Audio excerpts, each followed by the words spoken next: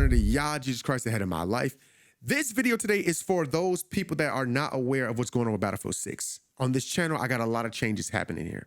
Y'all have seen me with Marvel Rivals, or you saw me with Multiverses, or maybe you caught me in Tekken. But we are moving to Battlefield 6 as well. We're adding all of these games into the channel. I'm not saying I'm done with any of the other games, like especially Marvel Rivals. I know you guys love that. But I am a Battlefield player, and I always have been. But this is the first time we've had a good Battlefield that people can actually get into and play and build a career off of. So I'm going to do that, and we're going to hit the ground running. So I need to catch you guys up on all the information that you could possibly just be behind in. This is going from the gameplay updates to new weapons or weapons that you haven't heard of yet, gadgets, attachments, all the class setups, all types of stuff. We're going to go through everything in this video. So get the family, get the kids, get a blanket, get some tea. Get some of that cinnamon raisin bread, put a little butter on that joint. Oh yeah, because it's time to lock in on this joint.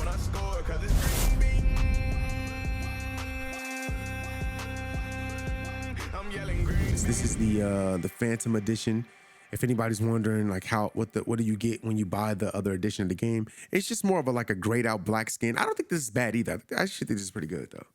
Like this skin is pretty nice. It was way more crazy than this, but they did dumb it down because some people were saying like, uh-oh, we don't like the way that this looks. Like y'all are doing a little too much. So they kind of took out a lot of the extra stuff. I think it was like a glow in the character or something like that. But they took that out and gave it more of a grayish, so it's not black and people are not blending in with shadows. And then put like a red in between it. You know, it's like, I like the blend. This is actually nice. So if you are getting the premium edition, I mean, the Phantom edition, you are getting the cosmetic skins, right? Obviously. And then you're getting Battlefield Pro tokens. So you get one Battlefield Pro token. I think these are like for the Battle Pass, if I'm not mistaken, because it says, you know, the season Battle Pass, 25 tip tier skips, and then exclusive awards. Then you also get a 60-minute career boost. This is your XP for like, you know, online. You get a 60-minute, a 60-minute, a 30-minute, and a 30-minute. All right, so you get a hardware and a career. I'm not sure what the difference is between a hardware and a career, but I would assume that I'm assuming that one is like for like online, and then the other one is, again, I'm not sure what hardware is because that's kind of news to me. It's like hearing a hardware boost. So we have on October 28th, we get the Rogue Ops. And then October 18th, we get California Resistance. And December 9th, we get Winter Offensive. This is all season 1 preview. So the fact that they're giving us this information this early and the game is not even out, it's just letting people know like, hey, we got real plans to add to this game and keep you guys interested in Battlefield, not just from the launch, but after the launch. And that's October 28th. So it starts October 28th. One preview. So the fact that they're giving us this information this early and the game is not even out, it's just letting people know like, hey, we got real plans to add to this game and keep you guys interested in Battlefield, not just from the launch, but after the launch. And that's October 28th. So it starts October 28th. The new mode that they're going to come out with is called Strikepoint. Not really sure what that is. There's a new vehicle. We have a new AR. There's a new pistol. There's the Mini Scout Sniper. The Mini Scout Sniper is actually in Battlefield 2042, if I'm not mistaken. And it was also in, when we played the entire series, it was also in Battlefield 4. So the Mini Scout is a Battlefield sniper that we've seen multiple times. And then the rail cover, which is a new attachment. I'm assuming that this is a new attachment for, I want to say this is going to be for like ARs. I want to say this is going to be for ARs. It looks like it. Scout is a Battlefield sniper that we've seen multiple times. And then the rail cover, which is a new attachment. I'm assuming that this is a new attachment for, I want to say this is going to be for like ARs. I want to say this is going to be for ARs. It looks like it. And then November 18th, we have California Resistance. It's Eastwood. Obviously, it's going to be a California map. There's going to be a limited time mode called Sabotage. There's going to be a new feature called Battle Pickups, a new shotgun called DB12. If you guys remember the Doof Doof from Modern Warfare 2019, that's what that is. The M357, this is a revolver. I'm pretty sure everybody's going to get access to this one. And then the Troy Angle, that's going to be a stock. Troy Angle, this looks like it's going to be like a speed stock, if I'll be honest with you. It looks like it's going to be a speed stock. So I'm pretty sure, and more. I forgot to say, and more. There's going to be a lot more stuff as well too. M357, this is a revolver. I'm pretty sure everybody's going to get access to this one. And then the Troy Angle, that's going to be a stock. Troy Angle, this looks like it's going to be like a speed stock, if I'll be honest with you. It looks like it's going to be a speed stock. So I'm pretty sure, and more. I forgot to say, and more. There's going to be a lot more stuff as well too. And then we have the Winter Offensive. This is December 9th.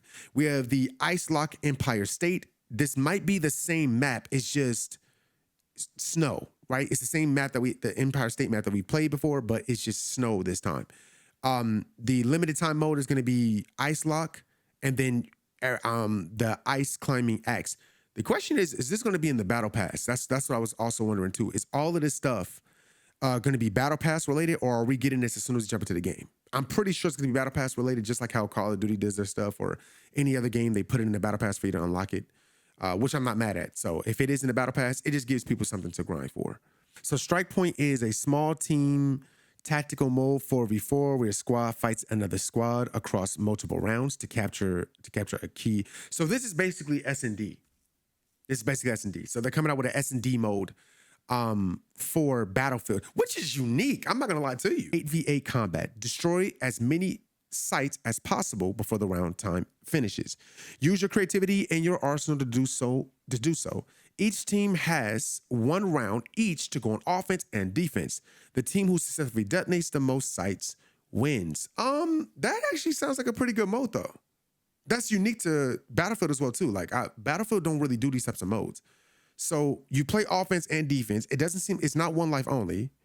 You're destroying as many sites as possible. So I'm actually kind of wondering what this mode is going to be like. This actually sounds like a really fun mode to play, especially if you don't have, if you're just trying to, you've got enough people like on your stream and you're trying to get people on your stream to play. I feel like if they will let you get 8 people on one team, this would be lit and not just a squad of 4. So if you can actually get 8 people on one team and play this mode would actually be nice. Changes that they had made from the beta till now. If you're playing as a support in Battlefield 6, squad members can now interact with you to gain health and ammo. We saw this feature in what we've been playing Medal of Honor, where you could walk up to a person, just hit the button and just grab ammo off them. Instead of them dropping a bag, you could just pick it up off them if you're by them. In the open beta, you can only get health when interacting with support class. The combat mission path now features urgent aid instead of field sustainment, where you can drag down enemies, so you can drag down soldiers 20% faster and revive them 2.5 seconds quicker. Aid station is now restock allies, which lets you resupply and heal nearby friendly forces for 10 seconds. Reviving teammates and is now faster from 2.5 seconds with aid station to 1.7 seconds with restock allies. This is actually really, really nice. I'm not gonna lie to you. This is a nice add-on to this class. Being a support, if it regular takes like what 5 seconds to heal, and you drop it to 2.5, okay, that's half, but what's the point of having a support if the support is not going to make the difference? And I kept saying this while we were playing the beta. The support class felt like it wasn't worth playing. It just didn't feel like it was worth playing. You might as well just run assault, because assault just had everything. Support was just like, it's really no point playing it besides rezzing people the entire time. That was the only reason why you were playing support, is to res. But now it gives people more an incentive to stand next to supports, and it gives support players an incentive to actually res people. To res. There were so many times in the beta, people were running past us and not rezzing. This gives people the incentive to res, and hopefully there's even more XP for people that res too. I would love for there to be more XP for people that res. They're both unique and different. I feel like you should have an option if you want to have this style of healing or this style of healing. So this one means you take, the damage taken is 40, your regen time is 4 seconds now, and then you only get 10 HP per second. So watch the healing, watch how different it is. So when this heals up, it goes zoop. But when this goes up, this one is a lot different. This one actually, it's moving slow all the way. Y'all let me know which one y'all like. I think the beta one was actually pretty cool. I just feel like if the support class was better to go with it, I feel like this healing system would actually work. I would love for two different ways if you want to choose. I feel like this healing system is actually pretty good because if you stay out of combat, the gray goes up and the health goes up like immediately. This one, your health is going up slowly, like slowly at one. I don't know. It's up to y'all. Let me know which one y'all like. I think the beta one was actually pretty cool. I just feel like if the support class was better to go with it, I feel like this healing system would actually work. I would love for two different ways if you want to choose. I feel like this healing system is actually pretty good because if you stay out of combat, the gray goes up and the health goes up like immediately. This one, your health is going up slowly, like slowly at one. I don't know. It's up to y'all. Let me know what y'all like. If a team is just getting popped, a team can literally just throw mercy, bro. Like they'll just end the game. Like if the score is crazy, they'll get a mercy and the game will end. I'm gonna be real with you. I really don't like this because you went into this match knowing that there's a possibility you can get popped. So let them eat this, bro. They need to learn a lesson. But also, there's been many times in the past in Battlefield where you might have been losing the game in a rough fashion, and then all of a sudden your team just figures it out, and you go from 150 tickets down 600, and y'all end up winning that game. It takes away from the comeback factor. I really don't like this, but I understand why they're doing it because some people don't like losing in this fashion. But for real, don't give people no mercy, man. Let them have to fight their way out of this. That's just my opinion. So Escalation Mode. Escalation Mode supports 64 players, 32v32. It takes Conquest concept and ramps it up further. Instead of 5 control points, there are now 7. In order to score a point, a team must hold a majority of those control points until a meter fills up over time. Once the meter hits 100%, your team scores a single point. As the battle progresses, the number of capture points reduces, shifting front lines and key combat areas, forcing you and your squad to evolve your strategy. The first team to score 3 points wins. Wow. And then we just saw that they give you more vehicles and stuff like that. I'm actually excited to play this mode. This is different. This is very different. I'm actually excited. You get more vehicles as the match progresses, not when it starts. You get more as it progresses. So I'm pretty sure if the more you're capturing flags and playing objectives, the more vehicles and stuff you get. This sounds very fun. I'm not gonna lie. First, for Battlefield 6 at launch, a lot of stuff that people were complaining about, or information that people needed to know to get better at. The assault ladder can be placed either upward or downward and can be used by every other class once deployed. So there's a new ladder in Battlefield that allows for you to traverse certain areas. So you won't need to take the stairs or go up a zip line. No, you can just, if your assault player has a ladder, you can get up to the second floor, get up to the third floor, especially if the stairs has been destroyed or whatever the case may be. I think that is one of the most unique utilities that we've ever seen in Battlefield is the actual ladder. The engineer's vehicle supply crate not only resupplies ammunition, but speeds up equipment cooldowns for nearby vehicles, friendly vehicles. It also automatically repairs friendly vehicles. Whoa. So the crate, if they throw it down, it automatically repairs vehicles and whoa. Oh, shoot. Okay. You can no longer equip 2 launchers at the same time. You have to choose between an anti-tank or anti-air launcher, which I don't have a problem with. That's the whole point in Battlefield. You are not a solo character. You have to be able to have teammates to help you cover the things that you can't cover. So I'm not mad at this. So if you have only one engineer and you got somebody that's, running, you got a tank player that's running the other, I don't want to spoil it, but that's running the other perk list, you're going to need another tank player with you. Or you're going to have your Recon player run C4s and help you get close, put C4s on that thing, and get the thing up out of here. So I do like the fact that they're not letting you run with 2 anti-tank launchers or 2 anti-air launchers. Recon drone default vision is thermal. The EMP blast can be used to destroy enemy gadgets and or kill enemy mortar players. You can't use it against vehicles. The lock-on animation is not very intuitive, and it has a very low battery life. Wow. So the Recon drone has an EMP blast on it. It will destroy enemy players and mortars, but it won't kill any players though. It'll just like, you know, stop you from being able to use it. So if you want to, so the Recon class seems more like a defensive class, if I'm being honest with you. It seems like there's a lot of changes that they've made. They took away the spawn beacon from the Recon class and they put it to the assault class. So everything the Recon class has, it kind of seems like the defense counter class, which seems like my class. If you know that they have the self-flam where you hold the binoculars and it helps anybody that has you know, rocket launchers or anything to lock. Once you lock on, all they got to do is just fire it now. So it seems that the Recon class is the defensive counter class for almost anything, any and everything. That's what it kind of seems like. Every single gadget must be filled up at a supply crate. There's no longer automatic replenishing. However, your current progress will be saved if you have to move away from a supply crate. So here's a quick breakdown on this. In the beta, if you had C4s or if you had grenades, they would automatically refill. Some people liked it, some people didn't. I was one of those people that liked it. I thought it was pretty cool. It was a timer, it was a cooldown. Just like if you play Marvel Rivals, you use your ability, there's a cooldown. They had a cooldown for this, but players were complaining about it. So they said, okay, we'll make people have to use a support player. And if you're at a supply crate, you're not just going to be able to just run up there and then it gives you your stuff and take off running.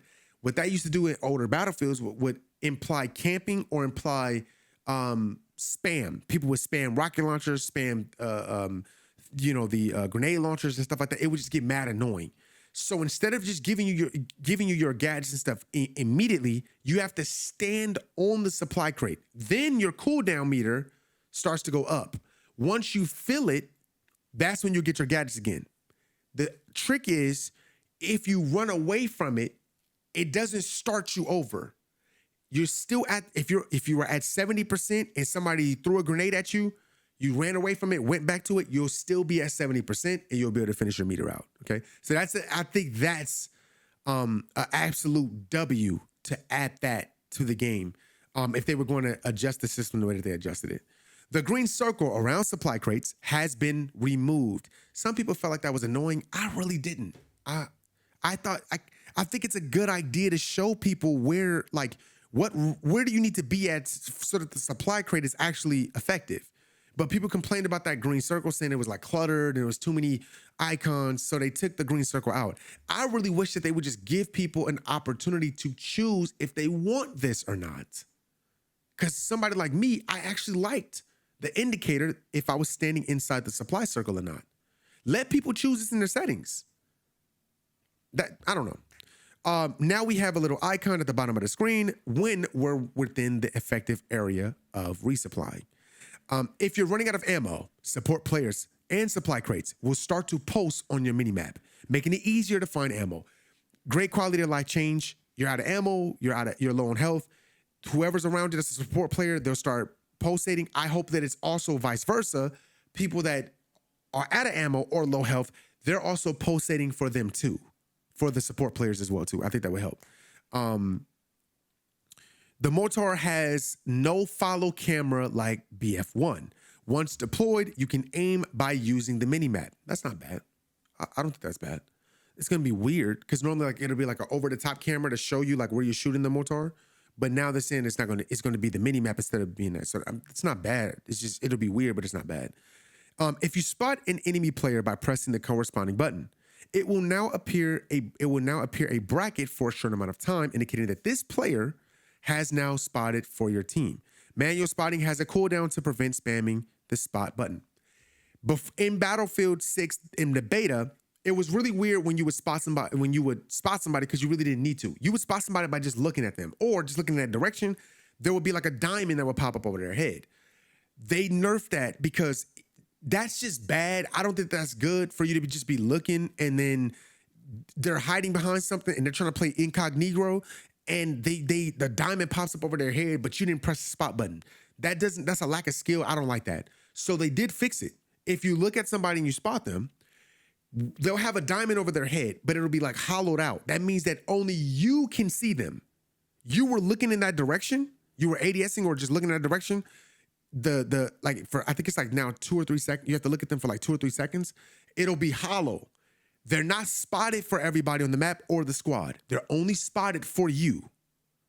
When you spot them, it'll be full opacity and it'll have a diamond over them. The diamond means the entire map, everybody on your team, not just your squad, but the team can see the person you just spotted. So for snipers, if you're doing good spotting and you're looking right at people and you're spotting, every time you see that diamond and your teammates see that diamond, that meant that somebody hard spotted them. Not soft spot. Soft spot is low opacity, and it's just a regular diamond. When you see that outline over the diamond, you'll know that you got a full team spot there. Recon laser designator can be used like binoculars, or simply place it a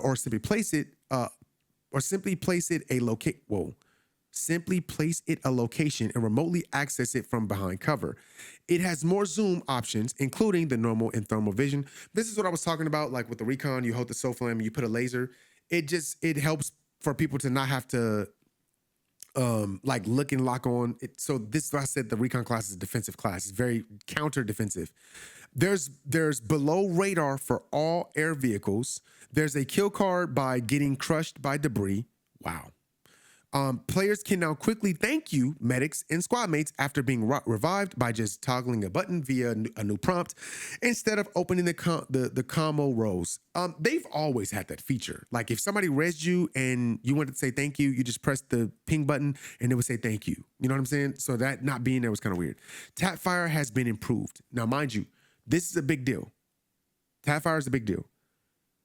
A lot of the weapons were changed for the beta. From the beta till now, like all those guns that were like the AK had no recoil, that LMG had no recoil, that's not going to be in the game. So they're putting the guns the way that they need to be, to where when you do go to tap fire in Battlefield is always giving you more damage for tap firing, but you have less fire rate. So I'm pretty sure they're going to be doing the same thing. You get more damage for tap firing, but you'll get a lower fire rate. But if you start spamming, you'll have more recoil if you start spamming the tap fire button as well too, which is, again, these are all Battlefield things that we've always had in Battlefield. Recharging speed boost. Everybody knows that this has always been in Battlefield. It's always been here. So every vehicle always had some type of, like, you press, the sprint key and you would speed boost out. It's always been there. So this is not anything new. Helicopter engine power has been boosted. They made the helicopters faster, like quicker. I don't know if you guys realize, like in the beta, there were a lot of people complaining about the air vehicles and saying that they didn't feel fast. They didn't feel quick.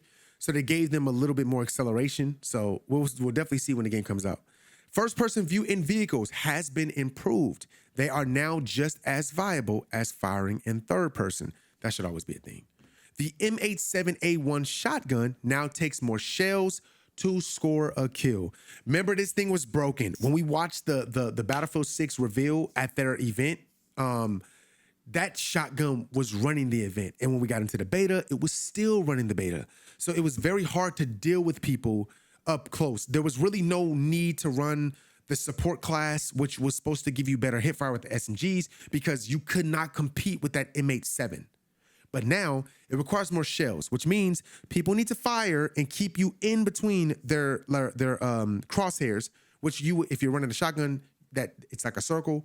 So the pellets are going to spread. So if you're up close, like super close, like 5 meters, and they hit you dead center, you cooked.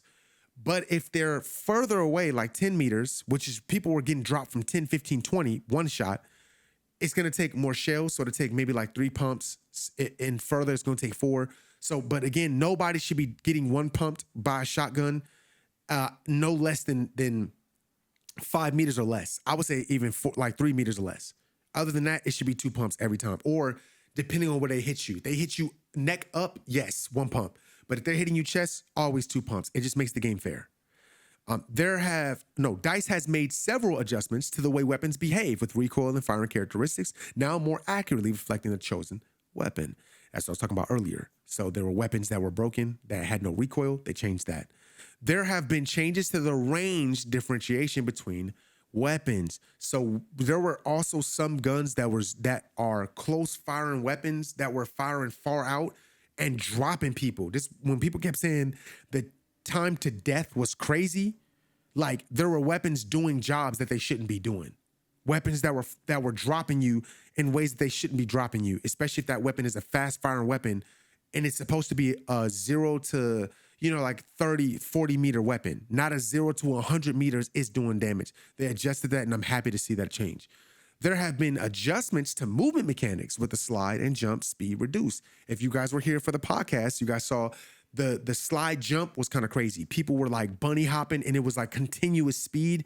It was, if you play the finals has that mechanic where if you come off a zip line and you keep bunny hopping, you're moving so fast, like you're it's hard to track you.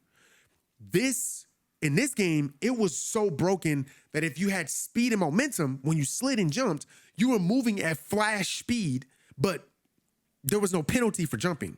There was no gunshot penalty. So people were out moving you and having a hard time tracking you because you just got this insane movement with no velocity change. You were moving at the same velocity when you started that jump. So they changed it and they made it feel more like, like Battlefield 5, Battlefield 2042, where you can slide and jump, but the jump is not ridiculous. You're not jumping from the 0 to the 40-yard line. You're not doing that anymore. So they dropped that.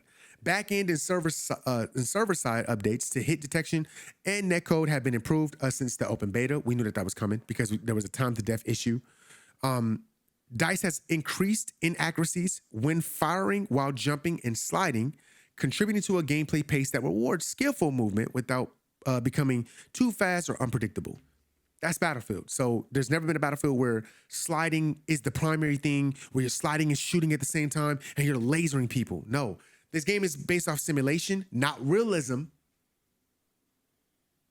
Simulation.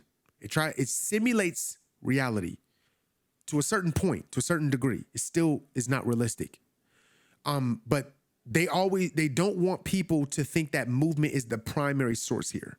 They want people to realize you have to play corners, you have to play angles, you have to play smart, you have to play head glitches, you have to use movement, you have to flank. You also have to use your attachments, your equipment. You shouldn't be just running and sliding across and just bunny hopping to get KOs and drop a squad. That's not Battlefield. It's never been Battlefield. So I'm happy that they made that change. Operation Firestorm and Marique Valley include a wide variety of terrain and structures that provide a lot of cover. That's beautiful because Battlefield needs to have that. Nobody should be out in no man's land. It's unfun to be out in no man's land in Battlefield. I'm telling you that now. And that's a lot of reason why people stopped playing Battlefield 2042. It's because of how bad the maps were designed and there was a bunch of empty space. These are the weapons for the Assault class. We have the M433. This gun was really strong in the beta. The B36A4. This kind of looks like the, I can't think of the name. I can't think of the name of this weapon. The SOAR 556 is the SCAR, the AK-4D. We have the TR7. This is the RAM. You would know it as the Ram 7 from Call of Duty, or you could say the MTAR. This is the Cord 6P67. I'm not sure what weapon this is. Then we have the NVO 2288E. It kind of looks like the AN94. And then the L85A3. We've had the L8 in a lot of battlefields. If you guys don't know, we've had this gun in a lot of battlefields. And then going over to the carbines. The carbines, we have the M4A1. Remember, carbines and assault rifles are different. They're not the same. So assault rifles are the longer range versions. The carbines are the smaller compact versions. So this is what they were talking about, where people were shooting further ranges that they shouldn't have been shooting at, especially with carbines. The M4A1, which is the regular M4. The M277, which to me kind of looks like the Ace 52 from BF4. The AK205. The M417. The GRT BC. The QBZ, which one of my favorite weapons. And the SG553R. I'm not gonna lie to you, man. Some of these carbines actually look pretty lit. Like they look fire though. Now we got the SMGs, all for y'all support players out there. The SGX, which was running the beta. The PW5A3, this is the MP5. The PW7, which is the MP7. The UMG 40, which is the M45. The USG, which is the P90. The KV9, which is the Vector. The SCW. I'm not sure what weapon this is. I'm not sure what weapon it is. And then the SL9. Also a new weapon to me as well too. Let's go to the LMGs. We have the L110, the DRS IAR, the M60, which is, there's always an M60 in every battlefield. The RPK, always RPK in every battlefield. The M123, the M250, the KTS 100, the M240L. I wish some of these names had better names, like sexier names. You know, like I'm just being real, like the DRS, the M60, the RPK. Like I wish some of these names were sexy, you know? Like these names just ain't. The L11. Like it's just not a sexy name. I gotta be honest. It's just not sexy. But I'm not mad at it. I'm not mad. I just see what they're doing. Now we have now mind you, this DMR has been in every battlefield. Like legit, this DMR is in every battlefield. The M39, the EMR has been in every battlefield. The LMR, I think this is new. The SVK, the SVD, which this is in every battlefield too. The SVD is in every battlefield. The DMRs were actually really strong in the BF6, but just people weren't using them that much. But the DMRs were actually strong. So just to let you know that. Let's see. We have snipers. We have the M2010, the ESR. This was the only sniper that we had in the beta. I won't lie to you. I think it's okay. It's not great. The reason why it's not great to me is because up close, I've always felt like this is stupid. If a shotgun one taps up close and it's shooting a bunch of pellets, and a sniper rifle is shooting a 50 cal bullet, and I'm at point blank range, why am I not one tapping you? So when you use sniper rifles in Battlefield, it kind of sucks because the sniper rifles don't one tap in Battlefield. They never have. And this one is a slower shooting sniper rifle. It doesn't shoot really fast.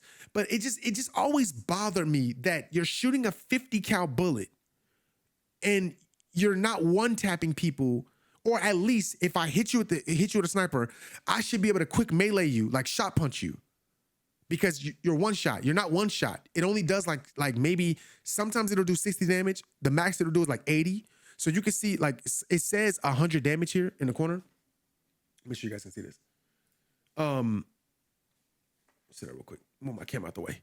So it says 100 damage here, right? But if I'm being honest with you, unless this changed from the beta, you only did 80 damage. The max would be like 80. And then you would have to one shot them with the pistol. So it's just one of those things where I feel Battlefield needs to adjust this. Because if I'm shooting you with a sniper rifle up close and I hit you upper chest, I'm not saying, oh, give me a one tap if I shoot you in the sternum. No, if I hit you upper chest, one tap. That just makes sense to me. It would make people feel more dominant with snipers. People, bro, you are afraid to use a sniper up close. Why give people a candid sight if when I get up close, I'm not gonna be the one tap? I don't wanna, hold that long, but I just wanted to just say that. The SV98, this sniper rifle was in Battlefield 4. This was in Battlefield 3. This is a well-known sniper rifle in Battlefield. This also says that it does 100. This also says it does 100 damage too, so we'll find out. I want to see how much damage the PSR does the same. So when I'm looking at the stats for these kind of like do the same. Like the snipers, I saw people saying that too. Like the sniper rifles kind of do the same damage. The only difference is that some of them chamber a little bit faster than others, but for the most part, they all do the same roughly around the same damage. So we'll find. Y'all know I'm gonna be snipering, so I'm a recon player. You guys will see how I'm gonna be using all the snipers. So we'll find out when we get there. And then the last class that we have for like the primaries are the shotguns. So we have the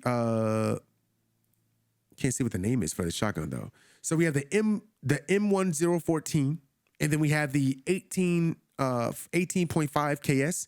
I'm pretty sure this like the Saga style type of shotgun where multi fires, but the first shotgun is the M87A1, obviously. Yeah. And then we have the secondary. So let's go to the secondary weapons. Am I not? Okay. The secondary weapons, we have the P18 pistol, which was absolute dog water. Even with a sniper rifle, this pistol sucked. The ESV, the ES 5.7, which I'm assuming that the ES 5.7 might, let's see if I can get this to show. Let's see. So let's see the rate of fire. I just want to see the rate of fire for it. So the rate of fire is a little bit faster. So this one is a little bit faster than this one, but less damage. The M45 has more damage, but lesser rate of fire.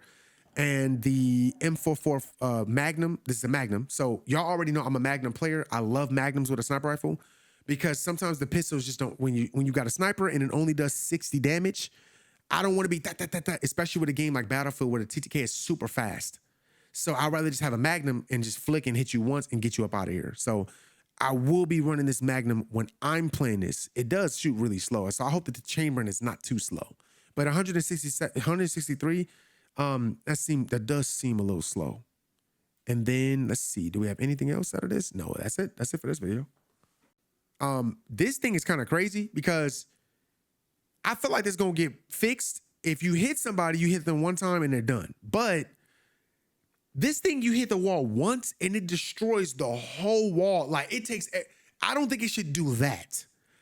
I think it should just hit the wall and it should put a hole, like wherever you hit the wall, it should hit that infrastructure and put a hole in it. Now, depending on if that infrastructure is strong, then it should take out, like if you hit, let's say one of those like those garage huts, like it'd be just made of metal, like that light metal, that sheet metal. If you hit that, then yeah, it should. But this building getting crumbled like this off of me hit with a sledgehammer, I don't think that makes sense. So I think I hope that they address this and they don't let it be like this because that's kind of ridiculous. I think it should just put a hole in wherever you're going and allow for you to push that infrastructure with that hole. So yeah, the assault class. We have the assault ladder. It has two features. One feature is if you're in ramp mode, your gun is still up. If you put it to vertical, you're in ladder mode and your gun is down and you have to actually climb up. So making sure that you understand what mode you're going to be in when you put that ladder down is going to be important. So assault players, if you're going to be putting ladders down, okay, please, if you can angle it to where we're not in ladder mode, and we can be in ramp mode, please do so. Please learn this feature because you're gonna piss a lot of people off. They're going up a ladder and somebody look down and be like, hey there, little buddy. And then they're going because of you, because you wanna play. We have the X95 Bree. I'm not sure what that is, but we're gonna find out what this is really quickly because I'm actually not 100% sure what that is. This is a handheld launcher that fires breaching rounds, which attach, and after a short delay, penetrate most destructible surfaces to deliver a blinding explosion on the other side. Wow. Wow. Okay. This is going to be very powerful. It doesn't do damage. It's not really damaging, but it blinds. It says it will cause limited impact damage before triggering the same blinding explosion. This is actually going to be very good. This is going to be very good. When you know that there's a team holding a wall, like holding a room, and they're not giving that room up, yeah, hey, bring out that breacher, bro. This is the high explosive. This is always in every battlefield. It's just a grenade launcher. This is your thermobolic launcher, which sets the entire area on fire, making the ground lava, so people have to run from that area. Again, I said the deploy beacon is in the assault class now. I just feel like this is so weird doing this. This is the first time that we've ever seen this. They're saying that the reason why they're changing it is because the Recon class gives off more of a campy feel, and the assault class will force people to move. I really don't like this. I really like it on Recon, but it is what it is. And then we have the attachment shotgun. It's incendiary round shotgun. All I do is I hope that this is not broken. It's like you hold it, boom, boom, boom. I really hope that this isn't broken. Fire shotguns in FPSs are normally broken. So as long as this isn't broken, I'm all for it. As long as it's not broken. There's new perks for each class, okay? If you are new to this and you don't know what these classes are, I'll break it down for you really quickly. So the assault class. The assault class has the adrenaline injector, which it's gonna have two features to it. One that heals you and the other one that gets rid of any effects. So if you are blinded or on fire, all of that, it'll whatever effect that's on you, it'll debuff any effects. It has assault rifle proficiency, which means that you have more accuracy when you're using assault rifles. and then it's mission focused. And we're about to find out what these things are. So the first perk list, right? So I'll take my screen out really quickly. The first perk list that we have is Breacher. It's highly combat effective and skilled at maneuvering, break through enemy lines with effective use of small explosives and grenade launchers. So this is class active. Let me start from the bottom. Let me not cheat the process. Extra grenades, right? So if you're playing assault rifle, you do get extra grenades on you. If I'm not mistaken, you get 3 instead of 1. I think you get 3. Agile shooter, reduce movement speed penalty while firing while moving. Unrelenting reload is 50% faster reload for the incendiary round shotgun and the grenade and breaching projectile launchers. So it's not for your weapons. This is specifically for your gadgets. You're going to reload your gadgets 15% faster. And then rally squad. You and nearby squad members gain a temporary adrenaline effect. Its effects on you can be extended with KOs. So if you are running with your team and you have an assault player that's cold and they got like 30, 40 and they get their class ability, y'all get into a bad spot, tell your assault class player to pop his rally squad, pop your ability. It'll help keep people alive because they get a little bit more, they get adrenaline. So if the adrenaline allows for you to heal faster, I think you heal faster and I think you take more damage or something like that. I could be wrong, but I know for sure you definitely heal faster. The second one is frontliners. So gotta fast forward a little bit. Frontliner, you have adrenaline rush. Squad mates that deploy on you gain the effects of adrenaline injector for 2 seconds. Effects also apply to you or squad mates when deploying on your deploy beacon. So mind you, when you spawn in, instead of just like letting you spawn in and you end up dying as soon as you spawn in, they're giving you the adrenaline injector to help you get out of a bad situation. It's not going to prevent you from dying, but you'll heal up faster in case you do get shot or something or do get attacked. It helps you. So this is going to be a big deal for those players that are trying to move their teammates up. And they're not really the gunner assault player. They're more of the tactical assault player that's trying to get their teammates back into the match. Soft landing, reduced impact from falling or dropping from heights. Quick recovery, passive health regeneration triggers 50% faster and provides 50% improvements on healing. And then we already know the class ability does not change. Now, why is this class going to be effective? Is because this class right here is for players that are trying to get away. The guys that's like, hey, I need to keep us alive and keep us here. That's the more defensive assault player. He's the one that's trying to keep everybody in the match, your squad members on him the entire time. So I actually like the fact that they got the adrenaline when they spawn in and stuff like that. I don't think that's bad, but I still feel like the respawn beacon should still be there. Like what are we doing here? Like, stop touching this thing. This is engineer class. So if you don't know the engineer class, this is the repair tool. The engineer class is primarily focused is for small weapons, SMGs. That's why they have the SMG proficiency. But their biggest thing is being an engineer, focusing on anything that's engineer based. So any vehicles or anything like that, that's what their primary focus should be. So let's get to their perk class. They have anti-armor. Specialists in combating enemy armor, operate launchers more efficiently, and utilize extra ammo to eliminate ground and air threats. So if you're playing engineer class, you're either running in a tank yourself or you taking out anything that's in the air or on the ground. That's your job. The first perk is extra rockets. Increase the amount of rockets carried by 2. Launcher proficiency, 15% faster reload for launchers, and devastating impact. Damaging enemy vehicles reduces their repair effectiveness by 50% for 10 seconds. So depending on, I don't really know what the repair time is, but depending on whatever the repair time is, 50% is a big deal. And that helps for y'all to drop a tank or a vehicle way quicker with this class perk setup. and their class active ability, which will not change any other perk class setup too. Repair tool fixes with 50% efficiency for 10 seconds. Now, why this is important is because you know that there's predominantly tank players are going to be engineer players. So if you see that there's a tank, expect that there's going to be an engineer inside of that tank. So if you are using devastating impact, you're taking their 15% when they activate their ability. They're negating that drop, so it'll just be regular healing. But if they pop theirs and you don't have yours, you're in trouble because they're healing their tanks 50% faster. So y'all gonna be stuck fighting that same tank for a minute. Just be aware that this is gonna happen because these perk classes are meant to do that, which I'm all for. And then we have Combat Engineer. Now, Combat Engineer is gadget fortification. Repairing a friendly gadget permanently increases its maximum health. So if there is a gadget on the ground and they repair the gadget, it will give it more health.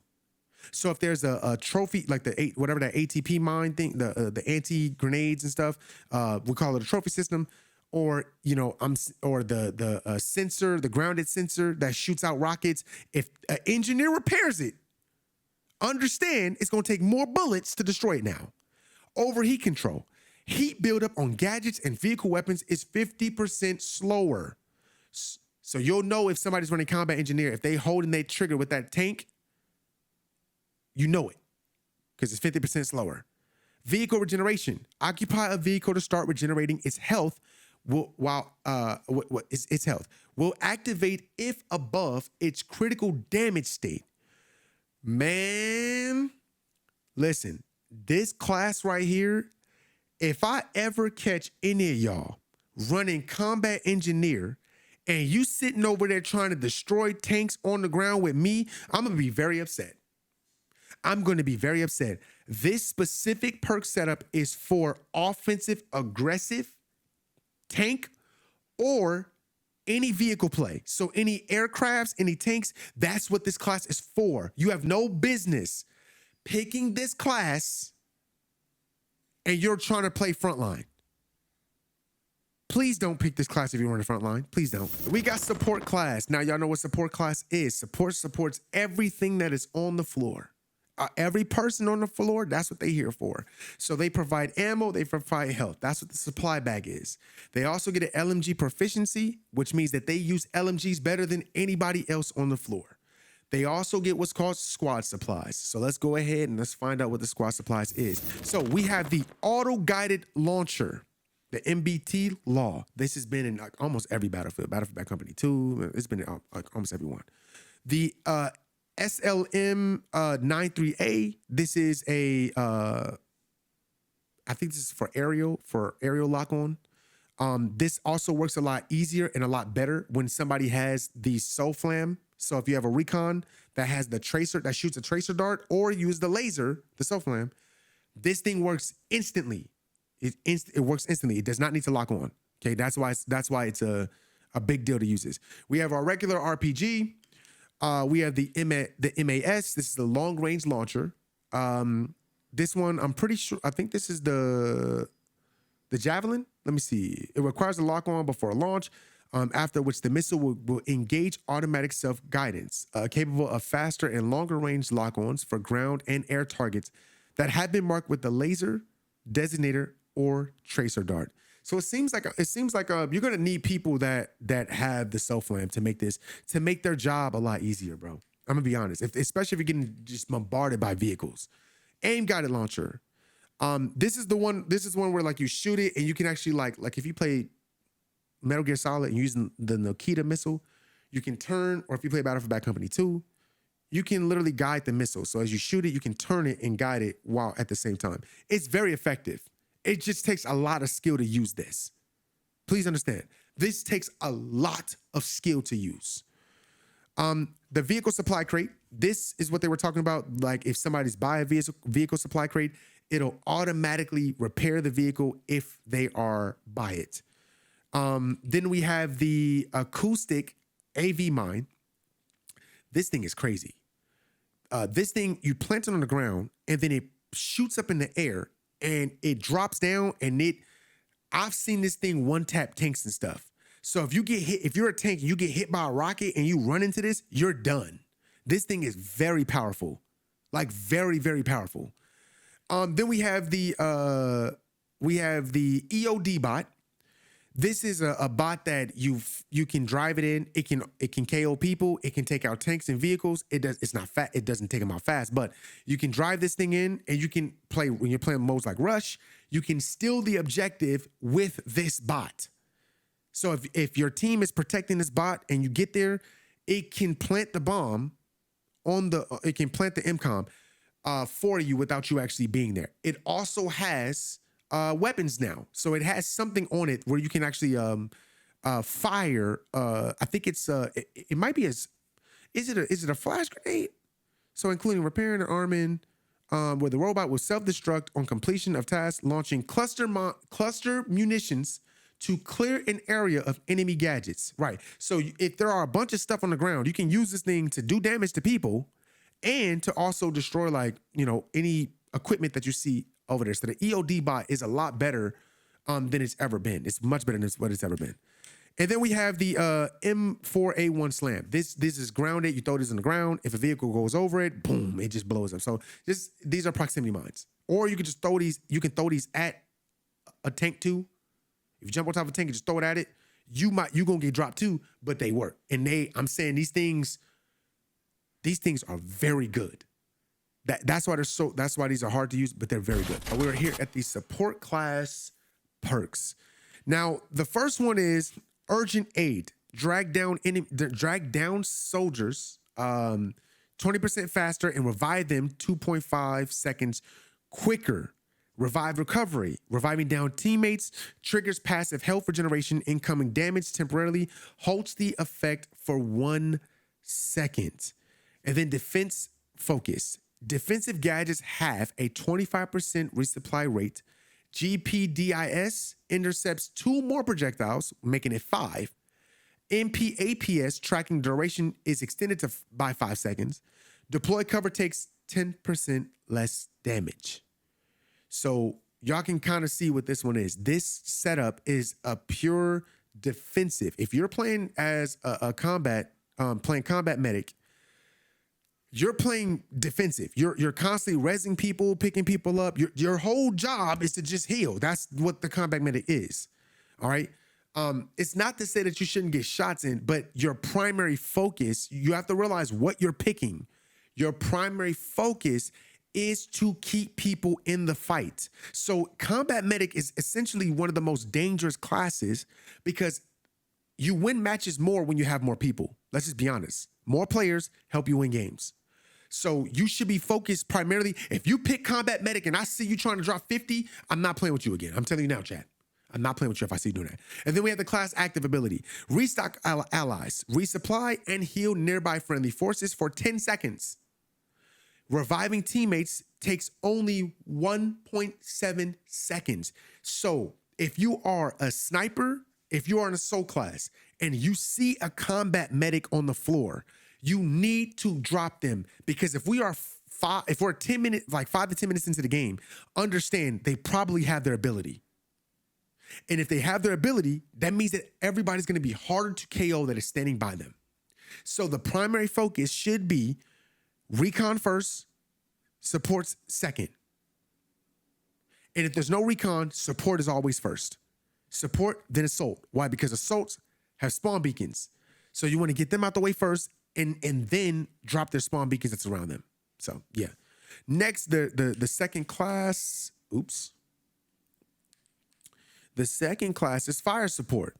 So logistics expert, faster ammo resupply when using the supply bag, explosives resistant, 25% reduction on incoming explosive splash damage while prone or shooting from mounted positions. Wow. So this is encouraging you to camp. Steady aim, improve weapons control when shooting from mounted positions. Now, I'm gonna be real with you. This is self-explanatory. Support class is supposed to be using LMGs, okay? So if you're running support and you're running with an SMG or an AR because you want to run up close, got you. Just understand that you're not receiving the full benefits. It's telling you should be using the LMG with this. Why? Because you're mounting and stuff like that. And when you mount, you're gonna have way more stability on your weapons and way more aim. But you can still use it for ARs and stuff. Ain't no problem with that. But I'm just saying, you have a perk class, and you have to know why you're using these perk classes. And I do love this. I like this system. I think that the system encourages people to understand their play styles and know who they are. So when you do, it's like playing like a hero shooter. Like when you play Marvel Rivals, you don't pick Punisher and dive with Punisher. You don't, you know what I'm saying? Like you don't dive with that character because that character's not meant to play like that. The character's meant to hold a line. And if you're playing them outside of their purpose, you're not going to see the good effects of that character. There might be a match where you could do it, but that don't mean that you should. You know what I'm saying? Like you shouldn't dive with Strange. That don't make no sense. He's not a diving character. So I think that this system is pretty good. I don't think it's a bad system. Have the defibrillator, been in every battlefield. We have the grenade intercept system. This is the trophy system. We have the MPAS. This is the missile intercept system. So these are two different ones. So I'm pretty sure if you take the MP system and you throw it on top of a tank, I'm pretty sure it'll sit on top of that tank. So this will help for you to deal with incoming missiles, mortar shells, and tank shells, which is pretty smart. Or if you drop an MP in front of your tank and people aren't paying attention, the MP will eat the missiles. So that's pretty cool too. Then we have the portable mortar. If you ever used a mortar before, these are pretty cool to use, but this one's gonna be a little bit different because it's not over the camera view where you see the mortar go in the air. It's gonna be on the mini map. We have the M32 smoke grenade launcher, the incendiary airburst launcher, the deploy cover. This is like, you grab it, plant it under the ground, you have a deployable cover. And then we have the supply pouch. So that'll be for like bullets and ammunition and stuff like that. That's what a supply pouch is. We have the Recon class, okay? So this is the Recon class. You guys know what the Recon class is. Before, it used to be the class that you helped your team spawn in. Now this class is specifically meant to help pick off. It's help for picks. If I see that there's a support class, and if I see that there's a Recon, that's my initial focus. If I see there's a support combat player, that's my focus. Then my next is assault. Then my next is engineer. The Recon class is clearly a defensive counter class now, and that's what it's meant to be for. The first perk is enhanced perception, improved auto spotting range with 33% increased distance, and 10% wide angle or detection from weapon crosshair. Spotting is quicker and lasts 3 seconds longer. Again, for that defensive counter style, this is what I was talking about. Target acquired, inflicting damage on enemy spots them, marking their position in world and on the minimap. Confirmed kill. I love this one. Enemy soldiers you KO with headshots from a sniper rifle cannot be revived by their teammates. This is probably the most W perk they've ever put in Battlefield. Because when it makes you want to get headies. It makes you prioritize headies. Getting those headies and them not being able to spawn back in makes a huge difference. Now people have to rely on that spawn beacon, and if there isn't one, they have to rely on spawning on their teammates. And if you keep apply pressure and they're in combat, they cannot respond on their teammates. Here's a quick tip. If you're shooting somebody and you can't get the KO, but you just drop one, throw your grenade. Why? Because it keeps them in combat and it stops them from being able to spawn people in, buying your team time. Just in case you didn't know that. Their ability, the class active ability is the UAV Overwatch. Call in a UAV to shadow you in a 100-meter radius and spot enemy combatants for 60 seconds. This is a very, very good perk. A very good perk. So it's always good to have a Recon in your class because a Recon can do a lot, man. A Recon definitely can do a lot. And then we have the final perk. This is stealth tactics. Reduce sounds reduce sounds you make when crouched or prone. Also applies when performing takedowns on an enemy. So that means if you perform a takedown, the person cannot hear it. They would have to tell them that they're assassinating me. They have to say it. Gadget awareness. Spot nearby enemy gadgets, marking their position in world and on the minimap. Ability inactive while sprinting though. So low profile.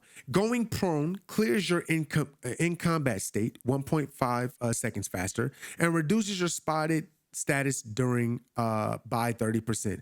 This is pretty cool. This is pretty cool. This class specifically, this is like a mixture between, like, if you want to play aggressive, but it still emphasizes you playing defensive too, because you know when you lay down, you're getting rid of your in combat state. It allows for people to spawn on you. That's what that's for. So it allows people to spawn on you. But this is also be good to use when you're far out too. So if you're playing dual snipers and one of you is playing spec ops, the other one playing sniper, this helps because whoever the spec op is, he's the one that's not really running like anti-glint. You don't really want anybody to see you. So that's why when I play sniper, I play with a 3-time scope on me, because the 3-time or the 4-time, you can't really see the glint. It's hard to see. When you play with a 6, 7, 8, it's very easy to see that glint. I don't like people seeing my glint, so that's why I run with a 3 or 4-time scope. And it doesn't really bother me because, you know, I don't really snipe that far. So spec ops it's easy for me to use because I don't really play far range as a sniper. I play close enough to where when I use my UAV, it'll work for you. Or if I'm spotting people or anything like that, I'm close enough to you to help you fight. Like I don't fight far range. I'm not 500, 600 meters out. That's not me. So I think that this works for anybody that's not playing super, super far range and stuff like that. I think that you guys are gonna like enjoy this if you're a close range sniper like myself. And then we're gonna go to the gadgets and see what these gadgets is talking about. And the gadgets are very, very unique. Laser designator, we've talked about this the entire time. You use the laser pointed at people, stuff like that, pointed at vehicles, and your people are supposed to use that to take out, you know, all that type of stuff. So you're going to be using this a lot if you have engineers on your team that are trying to take out tanks or any vehicles that are in the air, stuff like that. We have the Recon drone, which I'm not really sure how this joint works yet. When we get in the game, we'll find out how this actually works. But I know that the Recon drone, you can fly it up and leave it. I think you can leave it there and it'll I think it keeps spotting people for you when it's still up there. Let me see. A combat drone armed with an electronics disruption weapon, able to target gadgets through walls and destroy them without line of sight, can be left hovering to automatically spot hostiles, marking their position in world and on the minimap. Equipped with thermal vision. Yes. So the Recon drone is definitely good to have, especially like if you got an aggressive player and he needs, you know, constant pings and information. You would take your drone and fly it over where he is. Or if you don't want to get flanked, fly it over yourself. That way your drone is constantly marking people for you, which I think is going to be a W. I think this is going to be a W this year, which most people don't use drones, but I'm definitely going to be using this year. Tracer dart. This is the same as you can trace or dart a person, or you can trace or dart a vehicle. Once that's on there, it helps your teammates, you know, shoot their vehicles, shoot their, you know, anti-air weapons or anti-tank weapons faster. We have C4s. We have the sniper decoy. This thing is actually very good. I saw this in game. It's not just a head. It actually has like a weapon. This thing is very good. And then we have C4s. So you're not helpless as a Recon player. You are not helpless. You do have C4s, so it does help you to set up traps or deal with tanks. And C4s have always been strong in Battlefield. So you can actually make some really good plays too. You put C4s on an ATV or put it on any type of traversal vehicle. You drive it and then jump out of it, blow it up, and you can blow up a tank and stuff like that. You can make a lot of really, really good plays with C4. Or if you got people above you, tired of them being above you, throw the C4s on the ceiling of the building, blow it up, bring them down to you, or it'll just KO them regardless. So like I said, C4s have always been good in Battlefield. Don't sleep on them. And then we have frag grenades. They have frag grenades, proximity mines. So, you know, you throw it and it'll give you a proximity sensor, and then you have throwing. The basics of everything that you need to know so far. It's a longer video, but that's Battlefield, man. It's a big game, you know, so these aren't going to be no 5-10 minute videos. These are long videos, and I just wanted to give you guys the most information I could possibly give y'all. So thank you guys for tuning in. Thank you guys for watching. I appreciate you guys just for walking with me on this Battlefield 6 journey as we get ready to take this take Battlefield 6 by storm. We about to be putting a lot of work in. I'm gonna be helping a lot of you guys get at the game, understand the game, find your play style in the game, and enjoy it, man. We're gonna be playing a lot of different modes. We're gonna play all the modes though, but the primary mode we're gonna be playing is Rush and Conquest, the big modes. So you're gonna have to learn how to play some big boy Battlefield. You know, I know a lot of y'all are Call of Duty players and stuff like that, but we're gonna learn how to play some big boy Battlefield out here. Thank y'all for watching. Keep God Jesus Christ in your life. Pray before you go to bed at night. And remember, God loves you, and I love you. Go ahead and cut the red. You messing with the